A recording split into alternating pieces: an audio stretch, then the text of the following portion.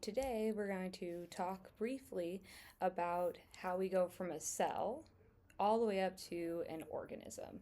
So when we're thinking about the cell, right, so we have our cell, and the cell is made up of organelles and lots of other compounds, and they're all unique, right? They each have their own function that makes them themselves, makes them their own type of cell, right? So if we're thinking of things like maybe a neuron, right? Or a muscle cell or something like that. But they can't do anything just by themselves, right? So the more specialized they are, the more they need some other cells to perform a new function. So as we add multiple cell types together, we get what we call a tissue. So we've got our tissue.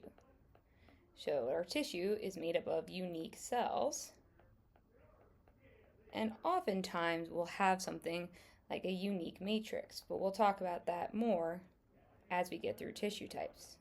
Okay, so a cell is unique organelles and unique structure, and then when we add multiple cell types together, we get a unique tissue. Well, the tissues, just like the cells, they got their unique structure, they've got their unique cell types, but they don't have every cell type and they don't have every function. So, as we add multiple tissues, we build something, right? We build an organ. So I'll use the lungs as an example, right? So we've got our organ. And our organ has multiple tissue types.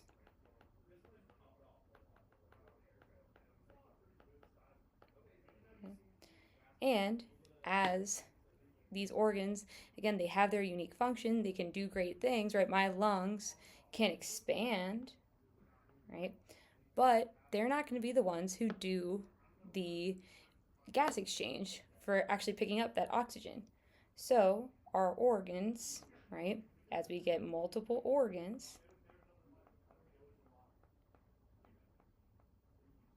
okay, so we get multiple organs, oops, we got all my bronchi, my alveoli, we now get an organ system. Okay, right, so they're made up of unique organelles.